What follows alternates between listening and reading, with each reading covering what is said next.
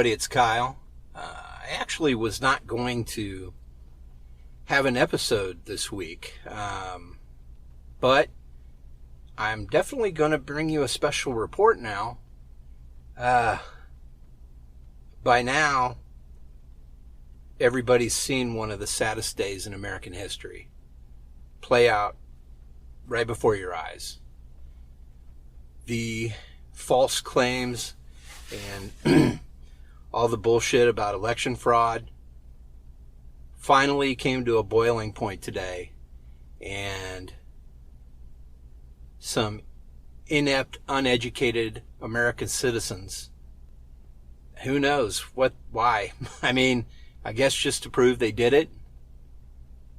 I know that they got the electoral votes out. That's what they were in the process of doing, is going through the electoral votes from each state and all that.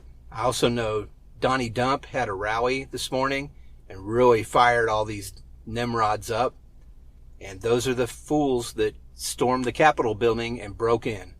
They broke into the chambers, went through people's desks. They did all kinds of crazy shit, and they had to evacuate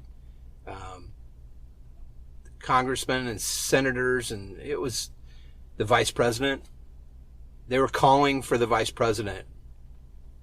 Give us Pence, because he, in their minds and in our deranged president's mind, went against Donald Trump by not asking for votes from these 6 states that he claims have election fraud committed in them for this deal. It's unbelievable. I mean, it's interesting. I happened to see, just on the side, I had the TV on in the background or whatever, and I happened to see the proceedings happening when Mike Pence called for each state alphabetically to present the electoral votes and blah, blah, blah. So we started with the first state, which is Alabama, alphabetically. Everything went fine. Of course, that's 6 votes for Donald Trump. Next was Alaska. Everything went fine. That's 5 votes for Donald Trump. So he has 11. Arizona's the next one. That's 11 votes for Joe Biden. Objection. So the 2 groups, the senators and the representatives, went to their separate chambers to debate and argue these things for up to 2 hours. And at that moment, Donald Trump tweeted that he guessed that Mike Pence didn't have the courage to stand up and do what's right for America. And following that, these fools that were in the street protesting stormed the Capitol building, our Capitol building, and invaded that area. And one of them was shot. I guess somebody placed a bomb at a Republican building that was found and detonated by the police. It was a fucking shit show, man. I mean, I couldn't believe it. I was watching this go down live, and I've tried to explain to my kids just how horrible this is and how big of a deal this is. I think they'll get it when they're older and their kids and grandkids are asking them if they remember this, because this will be one of the biggest things in history. Guarantee it. Our country elected a charlatan, a fraud, a loser, with no political background, who had no idea what he was doing. He allowed so many Americans to die over the last year. And now he has incited his deranged followers to break into the Capitol building and disrupt proceedings and destroy federal property. And he still won't come out on television and tell them to disperse he has to throw in something about election fraud. He's still such a fucking pussy that he can't be a man for once in his goddamn life and tell those people to quit it. It's shameful. If you voted for him, you're shameful. Unless you're sorry. I get it. Some people may have voted for him, and they're very sorry that they did. And I get that. Okay? I wouldn't have voted for him. But the problem, once again, is education in this country. We have slowly depleted our public education systems. And so we've got a bunch of fucking dummies that mindlessly follow. And who better to follow than a former reality TV show host?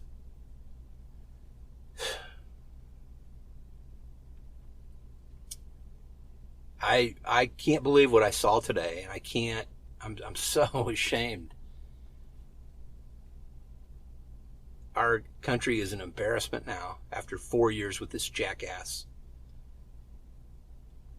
But we did win 2 seats in Georgia today, 2 Senate seats. So now it's 50-50 split in the Senate. And guess what? Guess who the deciding tie vote is if it goes to a tie?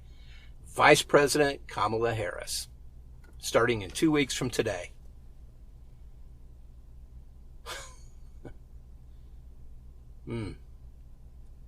Yeah. I really don't know what else to say, guys. Oh, man. It's sad. I mean, it was... I mean, Joe Biden came out and spoke to the American people, and he almost looked like he was going to cry. I mean, this looked like the day that our democracy died. But I think we've got a hold on it. So, take a quick break, come back with a couple things that I'm into. So, see you in a minute.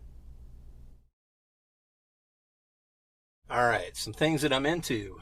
I know this is almost more like a regular show than a special report. Doesn't really matter. Today's so haywire. Doesn't matter what the hell we call it, guys. Well, here's something cool that happened at the end of this horrifying day. Got my Sturgill Simpson cutting grass double record. I don't know if you guys know about Sturgill Simpson. I've talked about him before on the podcast. He did the Sound and the Fury album. That was also a short film on Netflix. And a great album, great record. So his next album he did, I think they're the Butcher Shop Sessions or something. He put out the first one, and it's it's yellow and green, John Deere colors, basically. And it's an image of him on the front mowing the grass on his riding mower. It's pretty great. And I've listened to it. It's pretty solid. I mean, it's very country. And now he has volume 2 that's out, too. So I'll have to get that one ordered. Actually, I think I did order it. But I look forward to getting that one as well. They're both great, man. You really got to check it out. If you're any sort of fan of country music, I think you might like it. What else am I into right now? So I'm looking forward to going home and cracking out a drink and listening to this and just trying to drink away the pain of what I saw earlier today. What else am I into right now? Oh, I got the first comic from the High Republic series.